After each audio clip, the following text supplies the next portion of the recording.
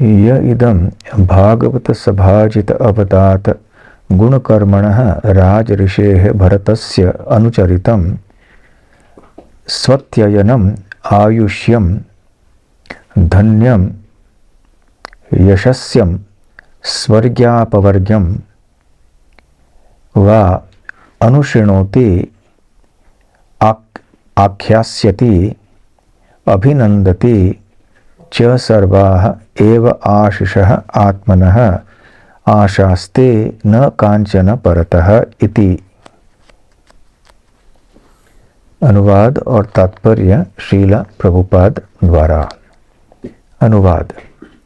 श्रवण तथा कीर्तन के अनुरागी भक्त नियमित रूप से भरत महाराज के गुणों की विवेचना तथा उनके कर्मों की प्रशंसा करते हैं। यदि कोई विनीत भाव से कल्याण के धाम महाराज भरत के विषय में श्रवण तथा कीर्तन करता है तो उसकी आयु तथा सांसारिक वैभव में वृद्धि होती है। वह अत्यंत प्रसिद्ध हो सकता है और वह सरलता से स्वर्ग अथवा श्री भगवान में एकाकार होकर मुक्ति प्राप्त कर सकता है। महाराज भरत के कर्मों के श्रवण कीर्तन तथा स्तवन मात्र से मनोवांछित फल मिलता है। इस प्रकार मनुष्य की समस्त भौतिक तथा आध्यात्मिक आकांक्षाओं की पूर्ति होती है। इन वस्तुओं के लिए और किसी से मांगने की आवश्यकता नहीं रह जाती, क्योंकि महाराज भरत के जीवन के अध्ययन मात्र से सभी वांछित वस्तुएं प्राप्त हो जाती हैं। तात्पर्य। इस 14वें अध्याय में भवाटवी का सारांश दिया गया है। भवाटवी शब्द का अर्थ है भौतिक जगत का पथ। वणिक वह प्राणी है जो इंद्रिय तृप्ति के लिए धन उपार्जन के प्रयत्न में भौतिक जगत रूपी जंगल में आता है। आंख, कान, नाक, जीभ, त्वचा तथा मन से 6 इंद्रियां 6 लुटेरे हैं।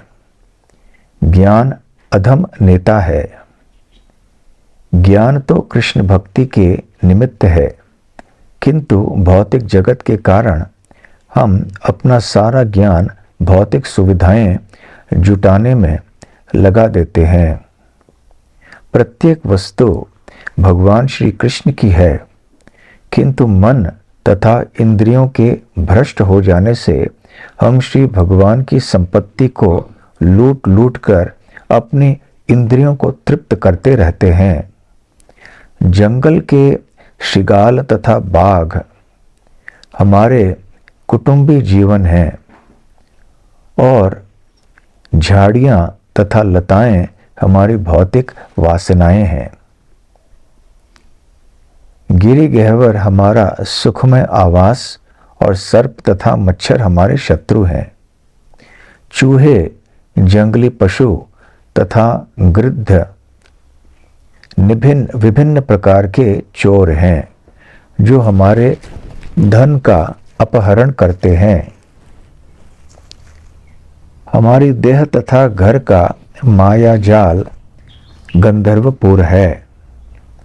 स्वर्ण तथा उसकी चमक माया जाल है। भौतिक आवास तथा संपत्ति हमारे भौतिक सुख के घटक हैं। स्त्री के लिए प्रमद आकर्षण ही बवंडर और विषय सुख ही अंधड़ है। देवता विभिन्न दिशाओं के नियामक हैं और हमारी अनुपस्थिति में शत्रु द्वारा उच्चरित कर्कश शब्द ही मानो झिंगुर है। हमारे मुंह पर बुराई करने वाला व्यक्ति उलूक है तथा अशुभ वृक्ष ही अशुभ लोग हैं। जलहीन नदी उन पाखंडियों की प्रतिनिधि हैं जो हमें इस लोक तथा परलोक में कुष्ठ देते हैं।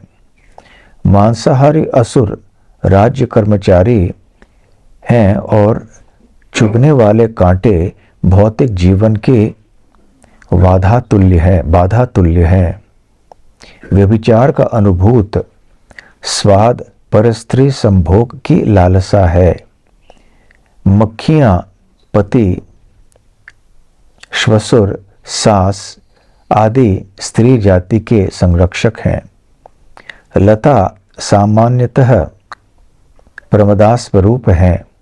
सिंह काल चक्र है। बगुले, कौवे तथा गिद्ध नामधारी देवता छद्म स्वामी, योगी तथा अवतारी है। ये जिस किसी को राहत दिलाने में असमर्थ हैं। हंस विशुद्ध ब्राह्मण हैं एवं वानर उन असंयत शूद्रों के तुल्य हैं जो खाने, सोने, मैथुन तथा आत्मरक्षा में व्यस्त रहते हैं। हमारे घर वानरों के रहने वाले कक्षों के तुल्य हैं तथा हाथी परम मृत्यु है। इस प्रकार इस अध्याय में भौतिक जगत के सभी घटकों का वर्णन मिलता है। इस प्रकार श्रीमद् भागवत के पंचम स्कंध के अंतर्गत भवाटवी का वर्णन शीर्षक 14वें अध्याय का भक्ति वेदांत तात्पर्य पूर्ण हुआ।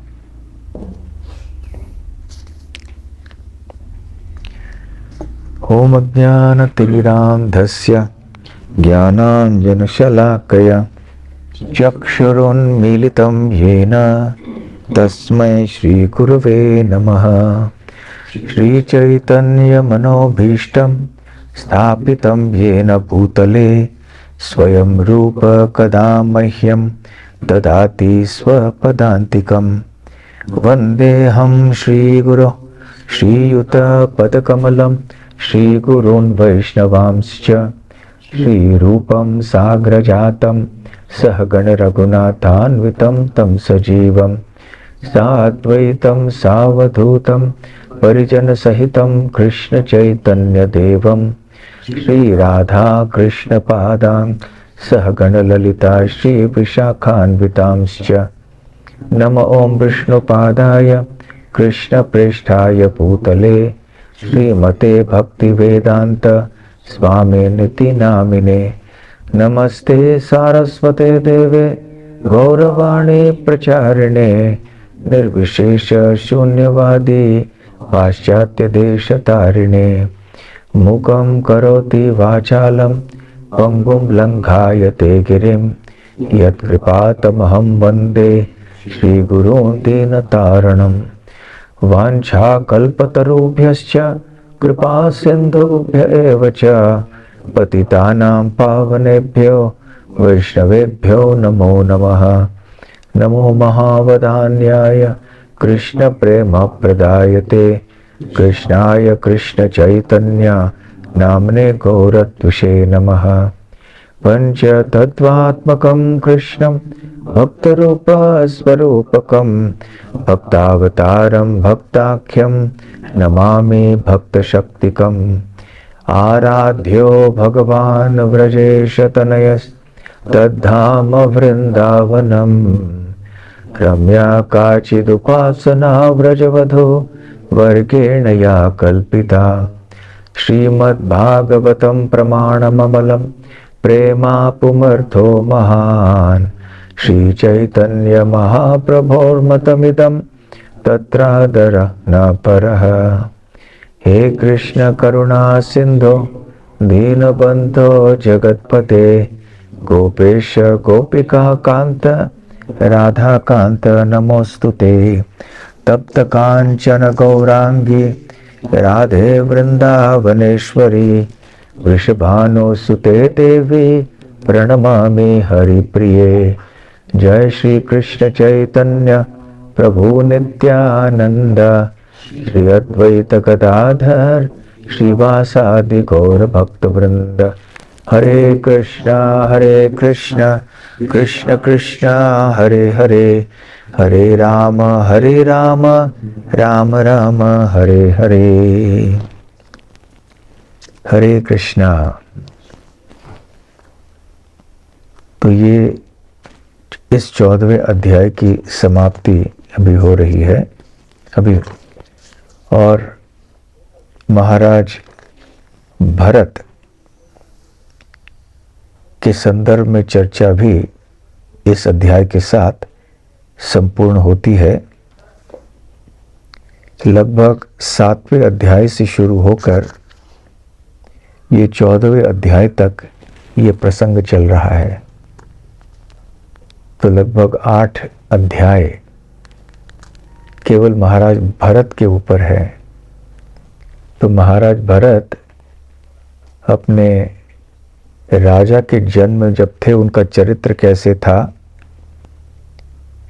उसका वर्णन शुकदेव गोस्वामी करते हैं। और उसके बाद कैसे उनका पतन हो गया एक हिरण का स्मरण करने के कारण, और कैसे उनका पुनर्जन्म जड़ भरत के एक हिरण के रूप में हुआ। और पिछले श्लोक में हमने देखा कि वो हिरण भी भगवान की कृपा से भगवान का स्मरण कर पाए और देह त्यागते समय भगवान का गुणगान करते करते देह त्याग दिया। उसके बाद जड़ भरत के रूप में जन्म लिया। जड़ भरत ने फिर महाराज रहुगण को उपदेश दिया।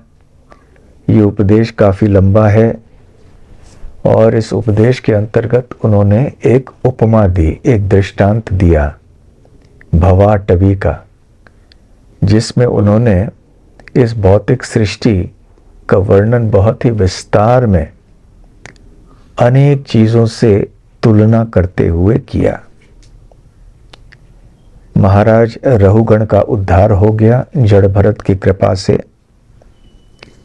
भवाटवी का वर्णन करते करते करने के बाद अभी शुकदेव गोस्वामी इस कथा को यहाँ विराम देते हैं और आगे चल के भरत महाराज और उनके राजाओं के पूर्वजों का वर्णन किया जाएगा 15वें अध्याय के बाद। तो यहाँ आज के श्लोक में ये बताया गया है कि महाराज भरत इतने महान व्यक्ति थे, इतने महान भक्त थे कि जो भी व्यक्ति उनका स्मरण करता है, उनके बारे में श्रवण कीर्तन आदि करता है, जो उनकी स्तुति करता है, अवश्य उसे अपने जीवन में जितनी भी इच्छाएं हैं वो सब पूर्ण हो जाएंगी। यहाँ तक कि यहाँ बताया गया है कि इस प्रकार मनुष्य की समस्त भौतिक तथा आध्यात्मिक आकांक्षाओं की पूर्ति होगी। क्या करने से? महाराज भरत के बारे में श्रवण कीर्तन स्मरण करने से। और इन वस्तुओं के लिए और किसी से मांगने की आवश्यकता नहीं रह जाती, क्योंकि महाराज भरत के जीवन के अध्ययन मात्र से सभी वांछित वस्तुएं प्राप्त हो जाती हैं। तो देखिए कितने शक्तिशाली और प्रभावशाली और महान महाराज भरत थे कि उनके श्रवण कीर्तन स्मरण आदि से कोई व्यक्ति अपनी सारी इच्छाओं को पूर्ण कर सकता है, चाहे वो भौतिक इच्छाएं हों या आध्यात्मिक इच्छाएं हों। परंतु कैसा होना चाहिए? ये श्रवण तथा कीर्तन के अनुरागी भक्त नियमित रूप से भरत महाराज के गुणों की विवेचना तथा उनके कर्मों की प्रशंसा करते हैं। तो जो वास्तव में भक्त हैं वो किसी भक्त का मूल्य जानते हैं। कई बार ये देखा जाता है कि बाहर के लोग आके भक्तों का मूल्य समझते नहीं हैं और वो इसी तरह से बात करते हैं जैसे वो अन्य व्यक्तियों से बात कर रहे हो। परंतु किसी व्यक्ति का मूल्य समझने के लिए एक बुद्धिमान व्यक्ति चाहिए, एक जानकार व्यक्ति चाहिए। जैसे यदि कोई बहुत बड़ा वैज्ञानिक है ये समझने के लिए हमें भी वैज्ञानिक होना चाहिए, तब हम समझ पाएंगे कि हाँ, ये वास्तव में बड़ा वैज्ञानिक है या नहीं। जो गणित में बहुत प्रवीण है, उसे जानने के लिए हमें अन्य ऐसे ही विशेषज्ञों की राय लेनी पड़ेगी। वो सब जब कहेंगे कि हाँ, ये बहुत महान विद्वान है गणित के क्षेत्र में, तब हम स्वीकार करेंगे हाँ, ये बहुत विद्वान है। अन्यथा हम किसी व्यक्ति के मूल्य को नहीं जान सकते। ज्ञान नहीं होगा उस क्षेत्र के बारे में, तो हमें पता नहीं होगा कि कौन महान है और कौन साधारण है। इसलिए कभी कभी हम साधारण व्यक्ति को महान मानने लगेंगे और महान व्यक्ति को साधारण मानने लगेंगे। जड़ भरत ने, क्षमा कीजिए, महाराज रहुगण ने ऐसी ही गलती की। जड़ भरत वास्तव में एक बहुत बड़े विद्वान थे, महाभागवत भक्त थे भगवान के। फिर भी रहुगुण महाराज बाह्य दृष्टि से देख रहे थे। उनको लगा कि ये हट्टा खट्टा ऐसे ही पागल जैसे व्यक्ति घूम रहा है और शायद इसकी मानसिक स्थिति ठीक नहीं है, तो इसको ले लो सेवा में। और ऐसे महाराज रहुगुण का भ्रम चलता रहा जब तक कि जड़ भरत ने अपनी बातें कहना प्रारंभ नहीं किया। जैसे ही भरत महाराज ने बात करना शुरू किया, तब महाराज रहुगण को पता चला कि अरे, ये तो बहुत महान भक्त हैं, आत्म साक्षात्कारी पुरुष हैं, और हमने बहुत बड़ी गलती कर ली। तो इस प्रकार से महाराज रहुगण भी एक सुसंस्कृत व्यक्ति होने के बाद भी महाराज भरत की महानता को समझ नहीं पाए, क्योंकि वो केवल बाह्य दृष्टि से देख रहे थे। परंतु जो भक्त होते हैं वो जानते हैं कि अन्य भक्त कौन हो, अन्य लोगों में से भक्त कौन होते हैं। स्थित प्रज्ञस्य का भाषा, अर्जुन श्री कृष्ण से पूछते हैं कि स्थित प्रज्ञ व्यक्ति जो होता है, इसके लक्षण कौन से होते हैं, किस तरह से वो बात करता है, उसका रहन सहन कैसे होता है। तो ये आवश्यक होता है, लक्षण जानने की भी आवश्यकता होती है, और लक्षण समझने का ज्ञान होना चाहिए। जनसाधारण कभी ऐसे व्यक्ति को संत मानते हैं, बहुत बड़ा भक्त मानते हैं, जो भौतिक दृष्टि से बहुत आकर्षक हो, जो चमत्कार दिखाए इत्यादि। यदि कोई व्यक्ति बहुत प्रभावशाली वक्ता हो, धुआंधार प्रवचन दे रहा हो, या संस्कृत का विद्वान हो, या कोई चमत्कार दिखा सकता है, कोई चीज यहाँ सोना प्रकट करना या कुछ ऐसे प्रकट करना, तो लोग ऐसे व्यक्ति को कभी कभी महान भक्त मानते हैं। चाहे भौतिक ऐश्वर्यों से युक्त होना या ऐसे योग के भौतिक सिद्धियों से युक्त होना, इसको लोग आध्यात्मिक प्रगति समझते हैं, परंतु ये आध्यात्मिक प्रगति नहीं है। आध्यात्मिक प्रगति वास्तव में क्या है? जब हमारे हृदय में भगवान श्री कृष्ण के प्रति शुद्ध प्रेम उत्पन्न हो जाता है, ये वास्तव में मापदंड है आध्यात्मिक प्रगति का। तो इस तथ्य को न जानते हुए लोग भौतिक ऐश्वर्य और सिद्धियों से इतने प्रभावित हो जाते हैं कि ऐसे व्यक्ति को ही आध्यात्मिक जीवन में आगे बढ़े हुआ व्यक्ति समझने लगते हैं। और जो वास्तव में आध्यात्मिक जीवन में आगे बढ़े हुए हैं, क्योंकि वो अपने आध्यात्मिक प्रगति का दिखावा नहीं करते हैं, इसलिए जनसाधारण उनको पहचानते नहीं। तो महाराज भरत के साथ भी ऐसे हुआ।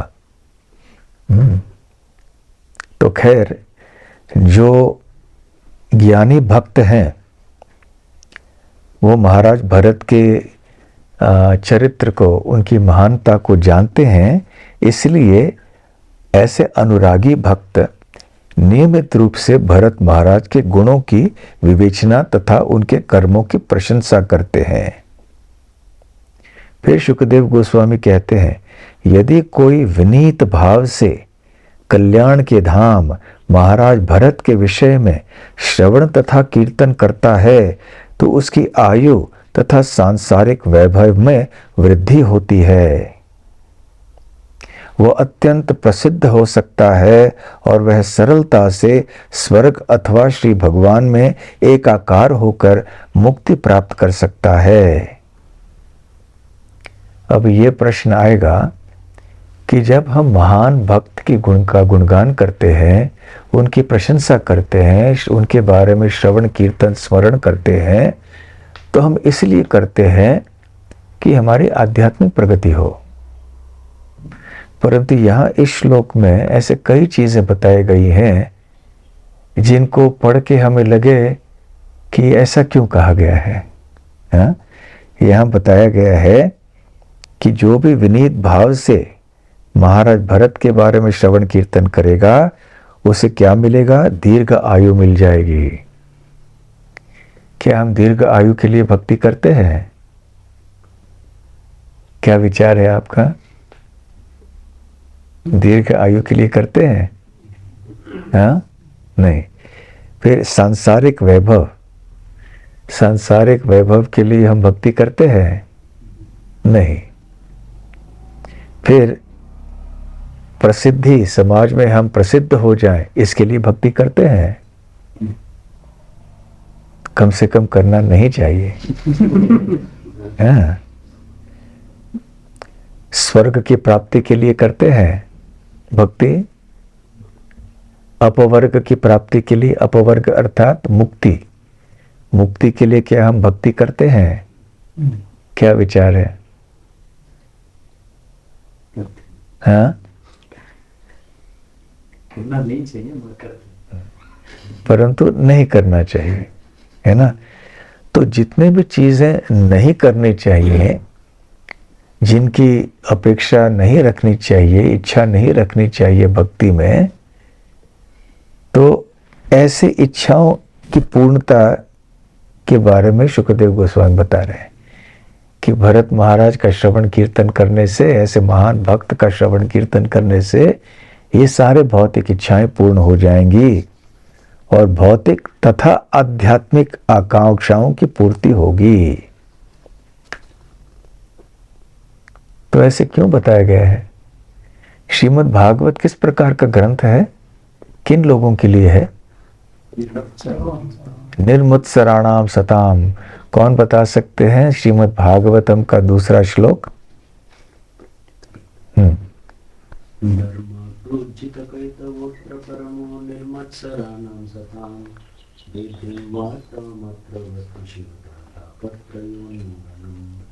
श्रीमद्भागवते महामुनि कृते किं वा परैरीश्वर सज्जोर्दि अवरुद्धते कृतिः सुष्ठुभिस्पक्षमा। बहुत अच्छा। तो इसका शब्द भेद करके अर्थ समझाइए। धर्म प्रोजित कैतव, मतलब कैतव धर्म को, धर्म प्रोज्झित, क्या अर्थ है इसका? धर्म प्रोज्झित कैतव, जो भी कैतव धर्म है, कैतव अर्थात तथाकथित धर्म, जो तथाकथित धर्म जो भागवत धर्म को छोड़ के, मतलब जो भगवान के प्रति भक्ति के बारे में बताते हैं, जो भगवान के भक्ति के बारे में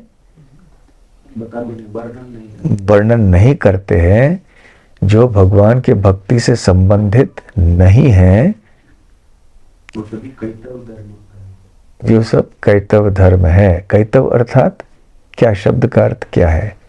धोखेबाजी, चीटिंग।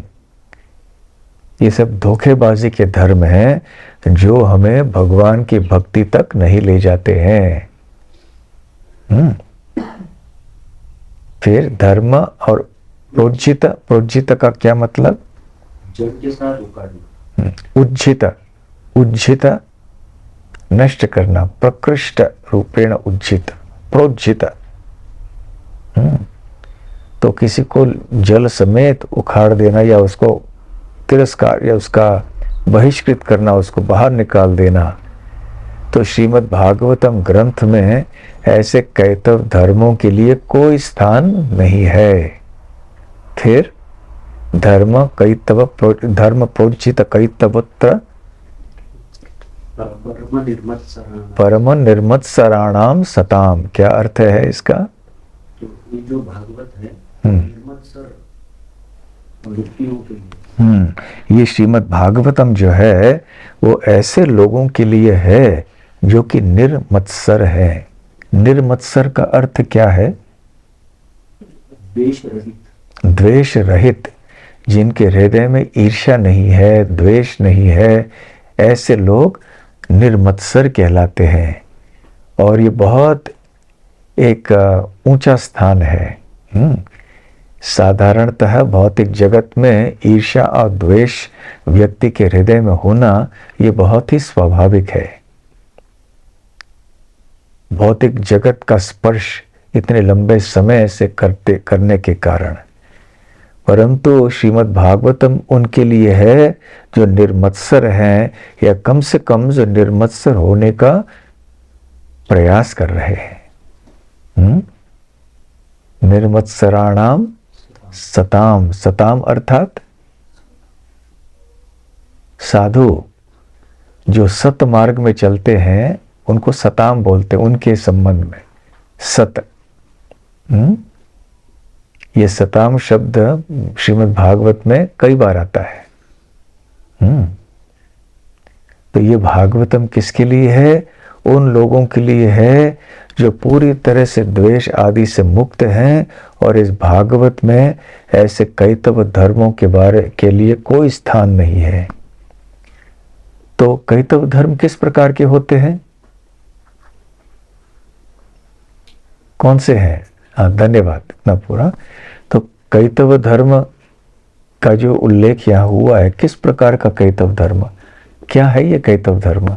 धोखेबाजी का धर्म का क्या अर्थ होता है? हाँ, सकाम कर्म अर्थात सरल भाषा में कर्म, और सरल भाषा में धर्म, वो धर्म जो हमको बताता है कि आप इनकी पूजा करेंगे तो आपको ये प्राप्त होगा। तो जब हम भगवान के पास या किसी की उपासना करते हैं किसी भौतिक चीज को प्राप्त करने के लिए, तो ये कैटव धर्म है। तो फिर जितने भी चीजों का उल्लेख यहाँ इस श्लोक में हुआ है, दीर्घ आयु, सांसारिक वैभव, प्रसिद्धि, स्वर्गलोक की प्राप्ति, मुक्ति, ये सब प्राप्त करने की इच्छा रखना श्रवण कीर्तन आदि महान भक्तों के या भगवान के बारे में श्रवण कीर्तन करने से इन उद्देश्यों की प्राप्ति करने के लिए, तो ये किस प्रकार का धर्म होता है? शुद्ध धर्म होता है या कैटव धर्म होता है? कैटव धर्म। तो यहाँ भागवतम में क्या कैटव धर्म का वर्णन है?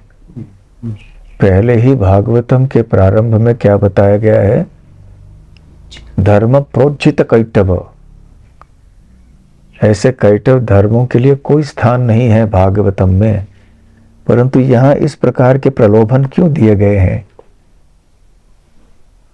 हाँ, जब शुद्ध भक्तों का जब हम गुणगान करते हैं, इससे भगवान प्रसन्न हो जाते हैं।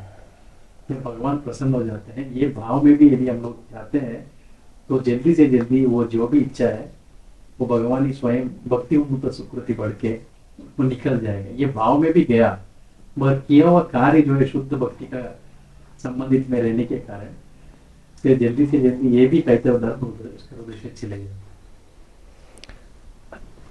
ये सही है कि यदि कोई व्यक्ति भगवान के पास कोई भौतिक इच्छा लेकर जाए, क्योंकि वो भगवान का या भगवान के शुद्ध भक्तों का संपर्क करता है, तो क्रमशः उसके हृदय से ये सारी भौतिक इच्छाएं समाप्त हो जाएंगी।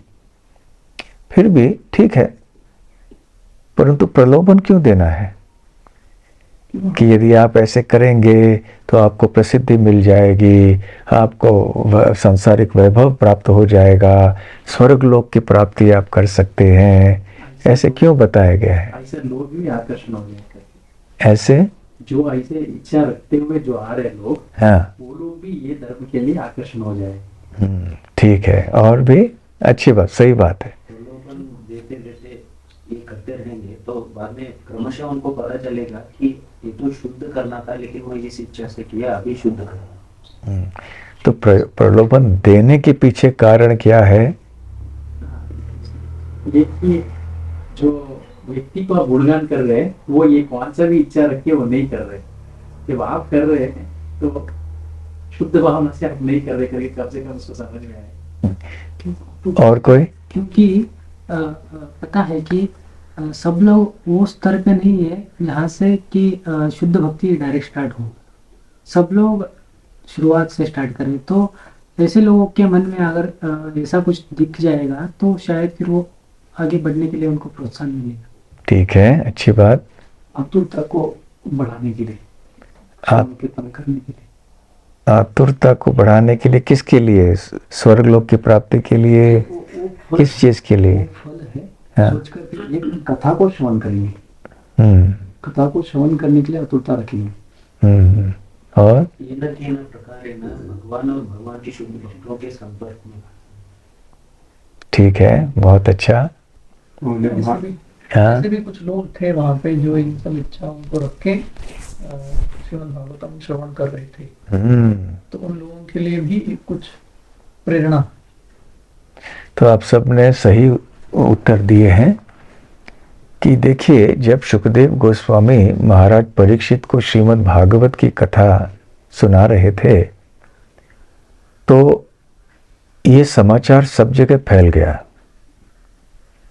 व्हाट्सएप में और ईमेल में, टेलीफोन में, सब जगह ब्रह्मांड भर में ये खबर फैल गया कि अभी बहुत महत्वपूर्ण कथा होने वाली है, आप सब शीघ्र यहाँ पे पहुंच जाइए।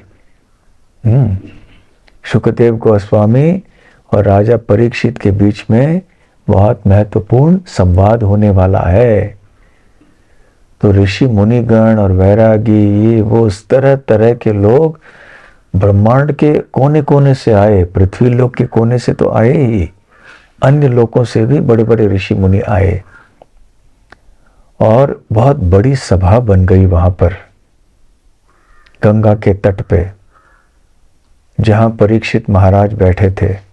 और उस समय भगवान की योजना से सुखदेव गोस्वामी चलते चलते यहाँ पर पहुंचे। ईश्वर सर्वभूतानां हृदयेर्जुन तिष्ठति ब्राह्मण सर्वभूतानां यंत्रारूढ़ानि मायया। तो भगवान सबके हृदय में स्थित होते हैं और वह हर एक प्राणी के भ्रमण का मार्गदर्शन करते हैं या नियंत्रण करते हैं। इसलिए सुखदेव गोस्वामी को पहले से पता नहीं था कि यहाँ पे राजा परीक्षित है, क्या है। वो तो बस घूम रहे थे यहाँ वहाँ। सुखदेव गोस्वामी तो एक अवधूत थे। अवधूत वो व्यक्ति होते हैं जो अपने ही दुनिया में आध्यात्मिक चिंतन मनन में मग्न रहते हैं, उनको सारी दुनिया से कुछ पड़ी ही नहीं रहती है। और ऐसे ही भाव में, ऐसे तुरिया में वो घूमते घूमते घूमते अचानक आप पहुंचे यहाँ पे। उन्होंने ऐसी योजना नहीं की, उनके पास व्हाट्सएप नहीं था, तो उनको नहीं पता चला कि यहाँ कुछ हो रहा है। वो चलते चलते चलते गए, अचानक पहुंच गए वहां पर। कैसे पहुंचे? भगवान उनके हृदय में थे, भगवान के नियंत्रण में उनको यहाँ वहाँ वो ले गए भगवान, और सुखदेव गोस्वामी पहुंच गए। क्योंकि ये भगवान की योजना थी।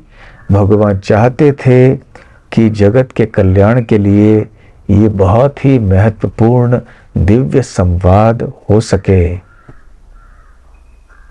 तो शुकदेव गोस्वामी वहां पहुंचे, अचानक देखा कि इतने सारे लोग यहाँ पर बैठे हुए हैं, सारे ऋषि मुनि आदि हैं, उनके पिता भी थे, उनके पिता के गुरु नारद मुनि भी थे, हाँ, और फिर राजा परीक्षित वहां बैठे थे। राजा परीक्षित थोड़े असंतुष्ट थे क्योंकि उन्होंने कई महत्वपूर्ण प्रश्न किए थे साधुओं से, जो सही उत्तर उनको नहीं मिला, और उनको केवल 7 दिन थे जीने के लिए। तो शुकदेव गोस्वामी वहां आए, उनका मुख्य उद्देश्य था परीक्षित महाराज का उद्धार करना, परंतु उनका उद्देश्य वहां तक सीमित नहीं था। उनको पता था कि परीक्षित महाराज के अतिरिक्त यहाँ इतने सारे ऋषि मुनि बैठे हैं, ये भी तो मेरी कथा सुनेंगे, तो मुझे इस प्रकार से कुछ मेरी कथा करनी है जिससे कि इनका भी उद्धार हो जाए। और तीसरी बात कि इनके अतिरिक्त आगे चल के ये जो कथा है श्रीमद् भागवत के रूप में प्रसिद्ध हो जाएगी, और आने वाले लाखों लाखों पीढ़ियां, अनेक अनेक वर्षों तक, सदियों से तक ये कथा विद्यमान रहेगी। इसलिए शुकदेव गोस्वामी ने सोचा कि यद्यपि मैं शुद्ध भक्ति का ही ग्रंथ बोलने वाला हूं या इसकी रचना करने वाला हूं, फिर भी सारे लोग शुद्ध भक्ति के स्तर पे नहीं हैं। अभी शुद्ध भक्ति के स्तर पे होने की बात तो दूर है, ऐसे अधिकतर लोगों को पता भी नहीं है कि शुद्ध भक्ति ही सर्वस्व हमारा उद्देश्य होना चाहिए, सर्वोच्च उद्देश्य होना चाहिए, ये उनको पता ही नहीं है। उनको ये भी पता नहीं है कि शुद्ध भक्ति क्या चीज है, को ये पता नहीं है कि भगवान क्या है, कौन है। तो इसलिए शुकदेव गोस्वामी को इस प्रकार से कथा करने की आवश्यकता पड़ी कि ये जितने भी लोग यहाँ पर बैठे हैं और आने वाले पीढ़ियों में जितने लोग जो भागवतम को सुनेंगे, उनके लिए कोई ऐसे एक प्रलोभन दिया जाए जिससे कि वो भागवत को पढ़ेंगे, सुनेंगे, चिंतन मनन करेंगे, तो ऐसे भगवान का और भगवान के भक्तों का स्पर्श करने से फिर वो व्यक्ति शुद्ध हो जाएगा धीरे धीरे से। अकामो सर्वकामो वा मोक्ष काम उदारदी तीव्रेण भक्ति योगेन यजेत पुरुषम परम। तो यहाँ पे भागवत में क्या बताया गया है? अकामः, यदि किसी व्यक्ति के हृदय में कोई भौतिक कामना न हो, सर्व कामो वा, यदि किसी व्यक्ति के हृदय में सारे भौतिक इच्छाएं भरी हों, अकामो सर्व कामो वा मोक्ष काम उदारधीहि, या तो फिर वो मोक्ष की कामना करता है, उदारधीहि, तो जो उदारधी, जो विस्तृत बुद्धि, विशाल बुद्धि का जो व्यक्ति है, वो क्या करेगा? यजेत पुरुषम परम, वो परम पुरुष भगवान श्री कृष्ण की उपासना करेगा। तीव्रेण भक्ति योगेन, तो परम पुरुष की उपासना कैसे करेगा? तीव्र भक्ति योग से करेगा। इसलिए शुकदेव गोस्वामी इस ग्रंथ को शुद्ध भक्ति का ग्रंथ के रूप में मानते हुए भी ये भी स्वीकार करते हैं कि ऐसे भी लोग रहेंगे जो इस मानसिकता के नहीं है, तो इन सबको साथ ले जाना है उनको। ये एक प्रचारक या प्रवक्ता की विशेषता होती है कि जो श्रोतागण होते हैं उनकी मानसिकता को, उनके स्तर को समझ के उसे बात करना चाहिए। यदि मानसिकता श्रोताओं की एक है प्रवक्ता की कुछ और है, वो अपनी तरफ से बोल रहा है कुछ, श्रोतागण कुछ समझ नहीं पा रहे हैं, तो फिर कोई लाभ नहीं होगा। तो इसलिए एक परिपक्व प्रवक्ता या प्रचारक को चाहिए कि वो देश काल पात्र के अनुसार इन्हीं शुद्ध सिद्धांतों को प्रस्तुत करे, इस तरह से कि श्रोतागण उसे समझ पाएं या स्वीकार करने के लिए प्रेरित हो जाएं। इसलिए शुकदेव गोस्वामी ने ऐसे चीजों का वर्णन यहाँ किया है। इसको फलश्रुति कहते हैं। फलश्रुति अर्थात किसी कथा को श्रवण करने के बाद जो हमें लाभ मिलता है, भौतिक हो या आध्यात्मिक, उसको फलश्रुति कहते हैं। कई कथाएं ऐसे हैं भागवत में जहां सुखदेव गोस्वामी कहते हैं इस कथा का श्रवण करोगे तो भूत प्रेतों से मुक्त हो जाओगे, उस कथा का श्रवण करोगे तो रात में बुरे सपने नहीं आएंगे। यहाँ कह रहे हैं भरत महाराज के चरित्र का श्रवण कीर्तन करोगे, प्रसिद्धि मिलेगी, सांसारिक वैभव मिलेगा, दीर्घ आयु मिलेगी, स्वर्गलोक की प्राप्ति होगी। तो संसार में तो लोग यही चाहते हैं क्योंकि वो बद्ध जीव है। अच्छा ऐसा है, चलो चलो चलो आओ, हम भी इस भागवत सुनते हैं। परंतु जो प्रचारक होगा इस प्रकार से अपनी कथा को रखेगा श्रोताओं के सामने कि यद्यपि वो भौतिक इच्छा लेकर आए हैं, परंतु श्री कृष्ण का संपर्क उस कथा के माध्यम से करने के कारण उनका हृदय धीरे धीरे से शुद्ध होगा और फिर वो भक्ति मार्ग में आ जाएंगे। इसलिए प्रारंभ में भागवतम के शुकदेव गोस्वामी ऐसे करते हैं, कहते हैं। आगे चल के उनका उद्देश्य है कि सभी को हम दशम स्कंद तक पहुंचाएं। 10वें स्कंद तक पहुंचने के लिए बहुत बड़ी पृष्ठभूमि देने की आवश्यकता पड़ती है, बहुत कुछ समझाना पड़ता है उनको, उनकी श्रद्धा की वृद्धि करनी पड़ती है। तो शुकदेव गोस्वामी एक ऐसे वैद्य के समान हैं, आत्मा के वैद्य, जो कि अपने श्रोताओं के मानसिकता को देखकर ऐसे मानसिकता को ऊपरी स्तर में लाना चाहते हैं अपने प्रवीणता से, अपनी कथा करने की प्रवीणता से। और जब भगवान की कथा ऐसे सुनते हैं लोग तो धीरे धीरे से वो तैयार हो जाएंगे शुकदेव गोस्वामी के अंतिम उद्देश्य तक। वो क्या था? श्रीमद् भागवतम के 10वें स्कंद को पढ़ना और सुनना, और विशेष करके उनमें वृंदावन की लीलाओं को सुनना। साधारण से सीधा कोई भगवान की लीलाओं को सुने तो हो सकता है कि उसके मन में कोई गलत निष्कर्ष आ जाए, पहुंच जाए, अरे श्री कृष्ण ने ऐसे क्यों किया।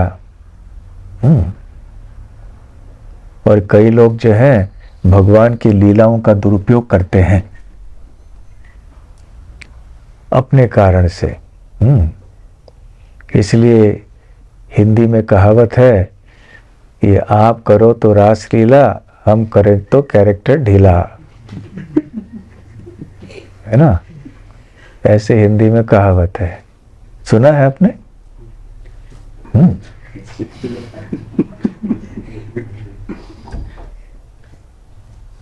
तो इसका अर्थ ये होता है कि हमें ऐसे कोई कार्य नहीं करना चाहिए जो कि भगवान के आदेश के अनुसार नहीं है। तो भगवान श्री कृष्ण अपने सुंदर वृंदावन लीलाओं को प्रदर्शित करते हैं हमारे मन को आकर्षित करने के लिए।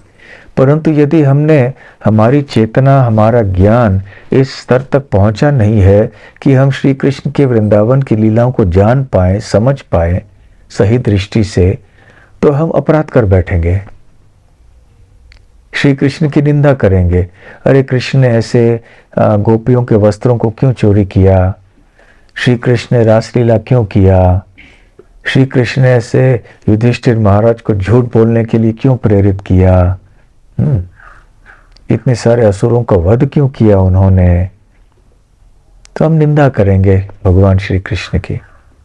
इसलिए 10वें स्कंद के वृंदावन लीला को समझने के लिए पहले 9 अध्यायों की आवश्यकता है। तो सुखदेव गोस्वामी श्रोताओं की तैयारी कर रहे हैं। तैयारी करते करते करते 9 स्कंद बीत गए।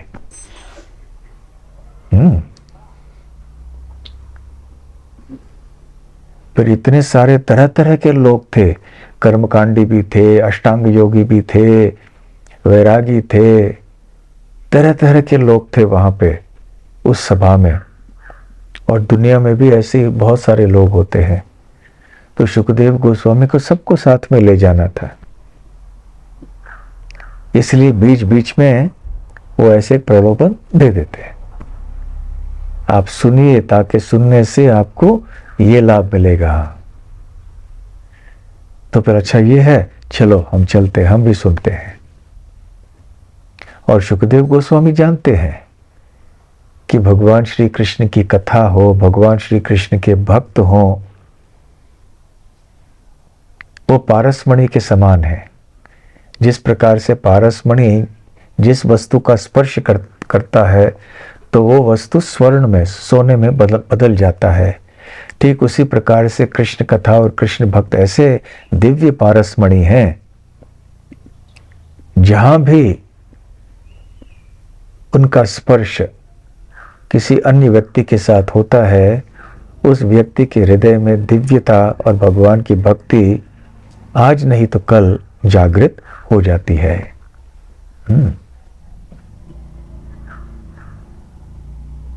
भगवान के प्रति आकर्षण उसके हृदय में उत्पन्न हो ही जाएगा।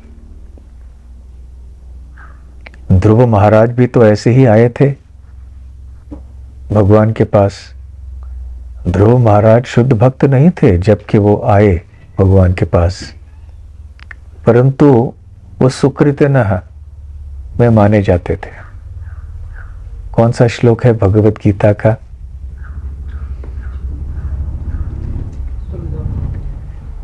बोलिए। चतुर्विधा भजन्ते माम जना सुकृतिनोर्जुना आर्थो जिज्ञासु अर्थार्थी ज्ञानी च भरतर्षभ। तो क्या अर्थ है इस श्लोक का? 4 प्रकार के सुकृति जन है, सुकृति युक्त लोग हैं, भजन करते हैं। और वो 4 प्रकार के लोग हैं। आर्तो, जो कष्ट में है, कष्ट से निवारण चाहते हैं, इसलिए मेरे पास आते हैं। जिज्ञासु, वो मेरे बारे में जानना चाहते हैं, मैं कौन हूँ, मेरी भगवत्ता के बारे में जानना चाहते हैं दूसरे। और तीसरे प्रकार के लोग होते हैं जो अर्थार्थी हैं, उनको इस भौतिक जगत का कुछ वस्तु चाहिए, इसलिए वो मेरे पास आते हैं। और चौथे प्रकार के लोग हैं ज्ञानी, जो फिर बाकी सब योगों को करने के बाद अभी मेरे बारे में जानने के लिए उत्सुक है। बहुत अच्छा। तो ये 4 प्रकार के व्यक्ति, इनको क्या कहा है, उनका क्या नाम दिया है कृष्ण ने? सुकृतिनः। सुकृतिनः। सुकृतिनः शब्द का अर्थ क्या है? अच्छे कार्यों को करने वाले, मेरिटोरियस। अर्थात कृतिनः, कृतिनः मतलब करने वाले, कार्य करने वाले। सु अर्थात अच्छे, शुभ, अच्छे कर्म करने वाले। इसके विपरीत क्या है? दुष्कृतिनः। तो सुकृतिनः अर्थात जो पुण्यवान लोग हैं, पुण्य कार्य करने वाले जो लोग हैं, वो भगवान कहते हैं वो मेरे पास आते हैं इन 4 उद्देश्यों की पूर्ति के लिए, या इनमें से एक कोई उद्देश्य की पूर्ति के लिए। आर्तः अर्थात जो पीड़ित अवस्था में भगवान के पास आते हैं राहत प्राप्त करने के लिए, उनका कोई उदाहरण? गजेंद्र। बहुत अच्छा। फिर अर्थार्थी जो कोई भौतिक लाभ लेने के लिए आते हैं भगवान से, ध्रुव महाराज। फिर जिज्ञासु चतुष्कुमार, नैमिषारण्य के ऋषि, और ज्ञानी चतुष्कुमार। तो इस प्रकार से ये 4 प्रकार के लोग हैं। फिर भी ये सुकृति न है। भगवान इनको महान भक्त नहीं बता रहे हैं, वो आगे चल के महान भक्त बनेंगे या बने, परंतु जिस समय वो आए वो शुद्ध भक्त नहीं थे। भगवान और उनकी कथा, उनके नाम आदि के संपर्क में आके फिर वो शुद्ध भक्त बन गए।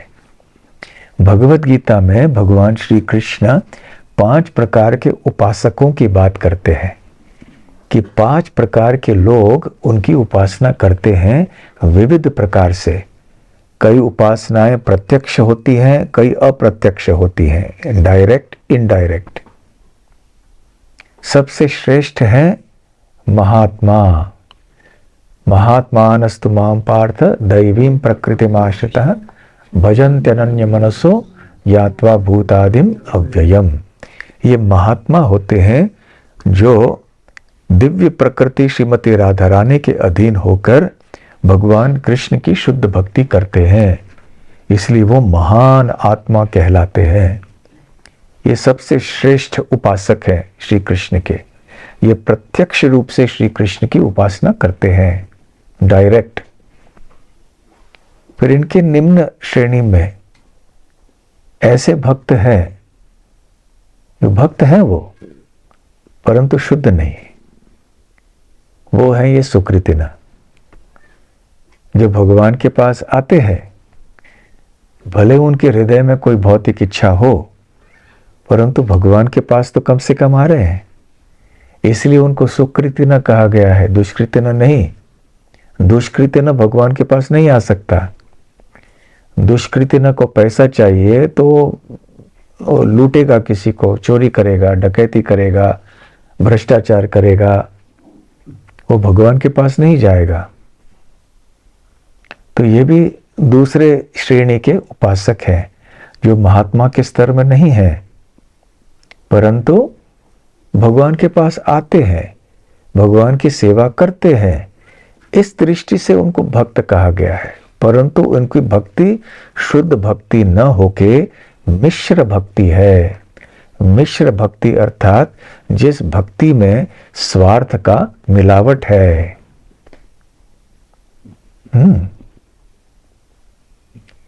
फिर और 3 श्रेणियां हैं उपासकों के, जो अप्रत्यक्ष रूप से भगवान की सेवा करते हैं या भगवान की उपासना करते हैं। कौन से हैं वो? एकत्वेन पृथक्त्वेन बहुधा विश्वतो मुखम। एकत्वेन जो निराकार ब्रह्म की उपासना करते हैं, पृथक्त्वेन जो देवी देवताओं की उपासना करते हैं, विश्वतो मुखम विराट रूप, इस सृष्टि की ही पूजा करते हैं। परंतु ये जो 3 प्रकार के उपासक हैं, ये अप्रत्यक्ष रूप से भगवान की उपासना करते हैं। पहले 2 श्रेणी प्रत्यक्ष रूप से करते हैं, तो जो दूसरे श्रेणी के हैं ध्रुव महाराज की तरह है, भगवान की भक्ति करते करते करते वो शुद्ध भक्त की अवस्था में आते हैं, वो भी महात्मा बन जाते हैं। तो ऐसा नहीं है कि सारे लोग एक ही स्तर पे होते हैं चेतना के, उनके अलग अलग स्तर होते हैं। जिस प्रकार से किसी हॉस्पिटल में या किसी वैद्य के दवाखाना होता है उसका, तो उसमें मरीज अलग अलग रोग लेके आते हैं। ऐसे नहीं कि डॉक्टर जो वैद्य है एक ही गोली दे दी सबके लिए, पेट दर्द है ये गोली ले लो, सर दर्द है तुम भी यही गोली ले लो, हाँ कान दर्द हो रहा है तो तुम भी ये गोली ले लो। नहीं, सबके लिए अलग अलग वो देखेगा कि कैसे बीमारी है, उसके अनुसार वो दवाई देगा। तो उसी प्रकार से शुक्रदेव गोस्वामी समझते हैं कि कई लोग भक्ति को समझ नहीं पाएंगे, भक्ति को जान नहीं पाएंगे, भक्ति को में प्रवेश नहीं कर पाएंगे, इसलिए इन सबको भी तैयार करना है।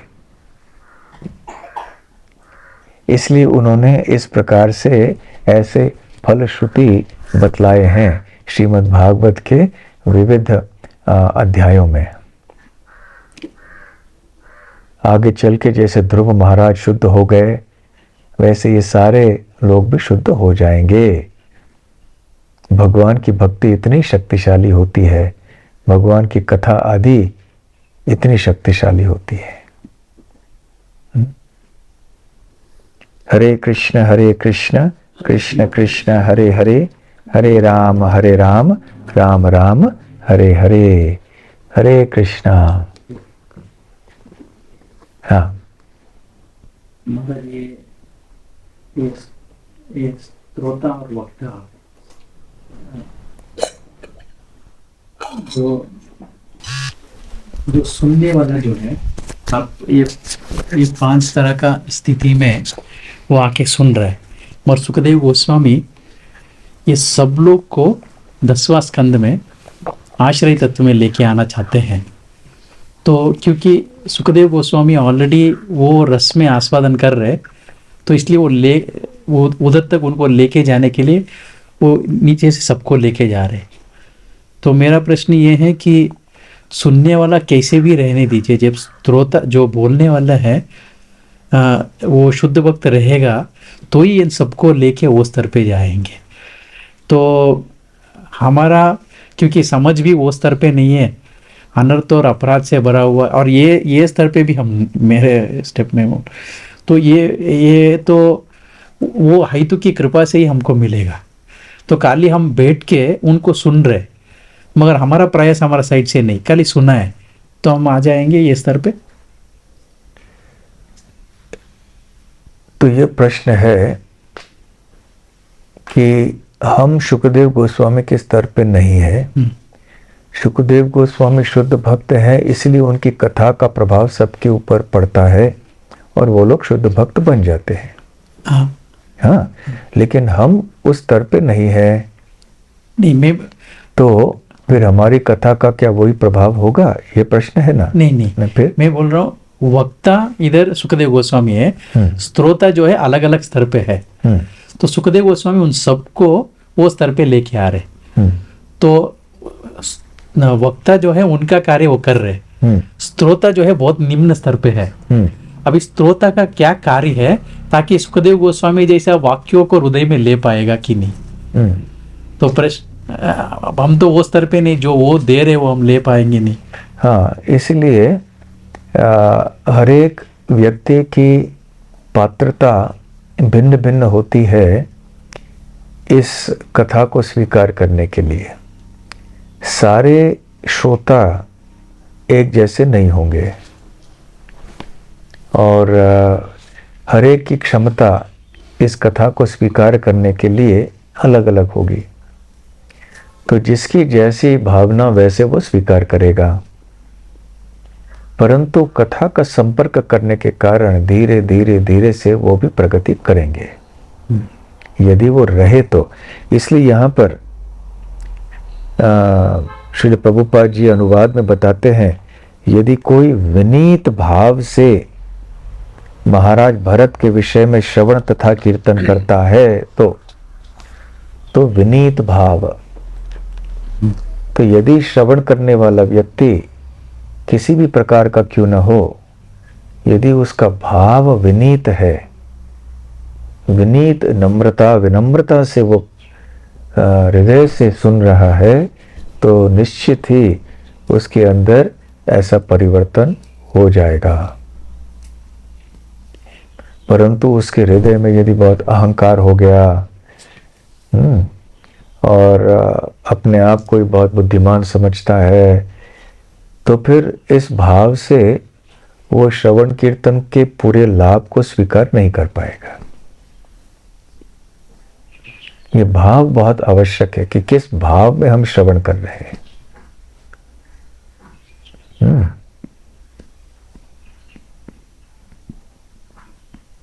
ठीक है। महाराज साधका ये जो साधका स्तर पे भगवान को कौन सा रीति में हम प्रेम दिखा सकते हैं? क्योंकि प्रेम तो हम सुनते हैं कभी श्रद्धा, साधु संगा, भजन, लास्ट स्टेज प्रेम है। मगर जो ये परिस्थिति जो हमारा ये बद्ध स्थिति में, सो प्रेम का लक्षण हमारा तरफ से क्या देना है ताकि भगवान प्रेम, ये प्रेम हमारा तरफ से दे रहे हैं? भगवान को प्रसन्न करने की इच्छा। हाँ। भगवान को प्रसन्न करने की इच्छा से और भगवान के प्रतिनिधियों को प्रसन्न करने की इच्छा से यदि हम सेवा कर रहे हैं और हमारे कार्य इस दृष्टि से कर रहे हैं, मापदंड ये है कि यहाँ भगवान के प्रतिनिधि प्रसन्न होंगे, उस भाव से करेंगे, उनके आदेशों के अनुसार कार्य करेंगे, मनमाने ढंग से नहीं, तो फिर अवश्य ये हमारे प्रेम का प्राकट्य है।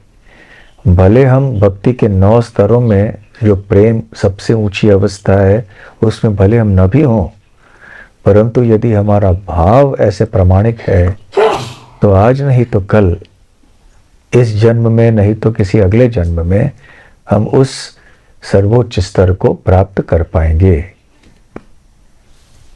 ठीक है।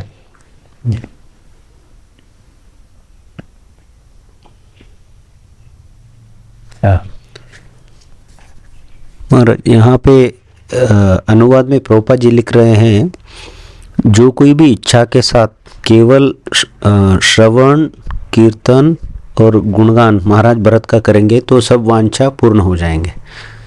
तो जब हम भक्ति में आते हैं, उदाहरण के लिए अगर मैं गोकुलधाम में आया हूँ तो मैं ये भी चाहता हूँ कि मेरी जो आर्थिक परिस्थिति है वो भी सुधरे, सुख सुविधा भी मिले, साथ ही साथ मैं भक्ति भी करूँ और महाराज भरत का श्रवण भी कर रहा हूँ, तो ये सभी पूर्ण हो जाएंगे।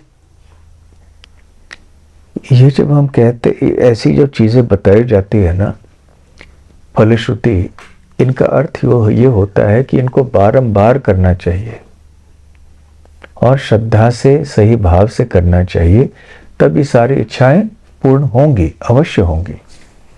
परंतु उद्देश्य ये है कि भागवत को सुनते सुनते हमें ये भी ज्ञान हो जाता है ना कथा में कि हमें इन चीजों के पीछे नहीं पड़ना चाहिए। जो भौतिक चीजें हैं वो अपने आप में प्राप्त हो जाएंगी, जहां तक आवश्यकताएं हैं जीवन की उनके बारे में तो व्यवस्था करना ही करना है। उसके लिए जो करना है वो हमें करने का प्रयास करना चाहिए, परंतु इन चीजों के लिए अलग से प्रार्थना करने की कोई आवश्यकता नहीं है। हम शुद्धता से भगवान की भक्ति करते रहेंगे तो भगवान सारे साधन छोड़ देंगे। ठीक है। हरे कृष्णा।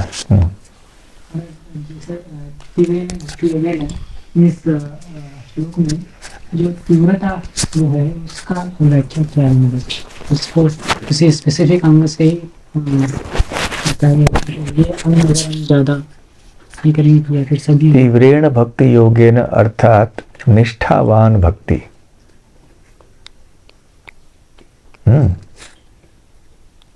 निष्ठावान भक्ति का अर्थ क्या है? श्रद्धा पूरी होनी चाहिए, उत्साहपूर्ण होना चाहिए, और बाधाओं के होते हुए भी भक्ति करते रहना चाहिए। बाधाएं आएंगी,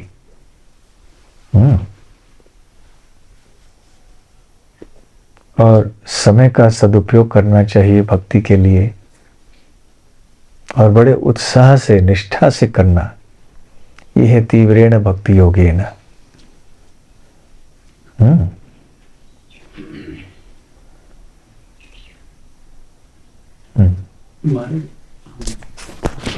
भक्तों से सुन के ही जो समझना है, ये हम लोग पढ़ के समझ नहीं सकते कि ये प्रश्न में क्यों बोला धर्मस्य तत्त्वं निहिता गुह्यानाम्, उसमें पहले बोले श्रुतयो विबन्धम सब कुछ है, मगर वो शुद्ध भक्तों का हृदय का अंदर ही है, उनसे ही श्रवण करना पड़ेगा।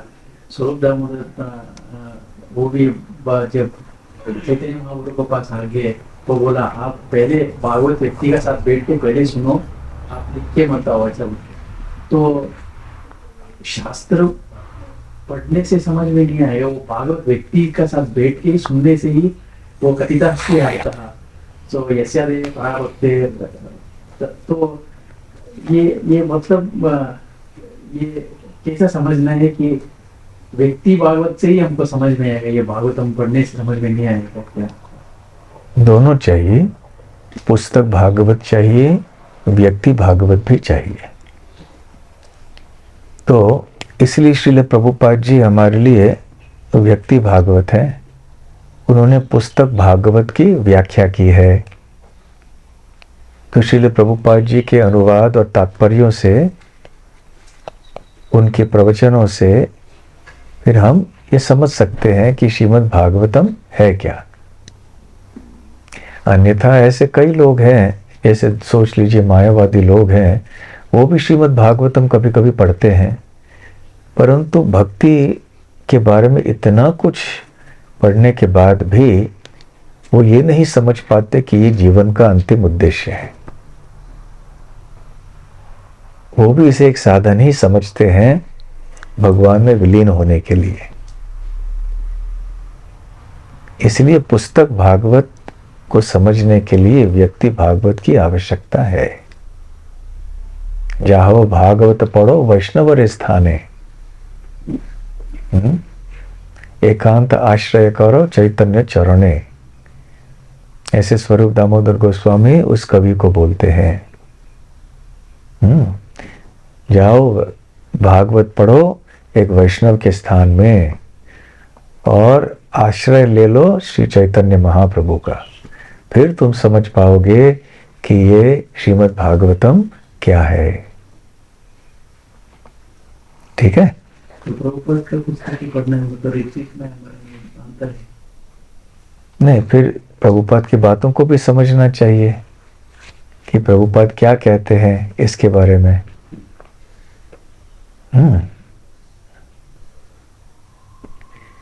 ठीक है। भागवतम के धर्मपुर जी का कई श्लोक हमने चर्चा किया, उसमें भी ये सबमिसिव हियरिंग, सुविस्तक्षण, और यहाँ पे भी ये कौन सबमिसिवली हियर्स। तो कृपया इसके बारे में थोड़ा उल्लेख करेंगे कि सबमिसिव हियरिंग क्या है, उसमें विनीत भाव प्रैक्टिकली उसको कैसे।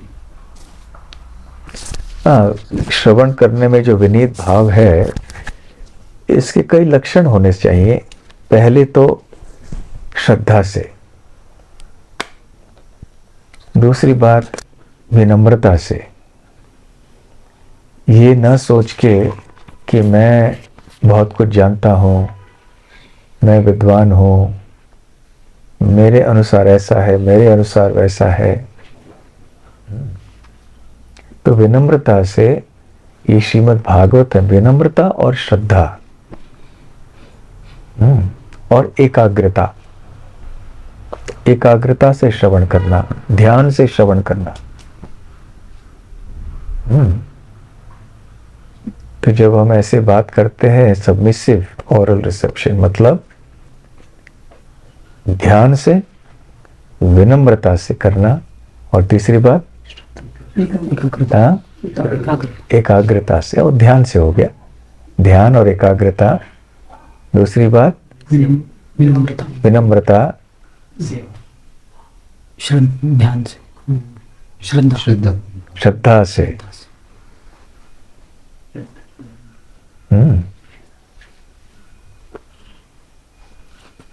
आतुरता से,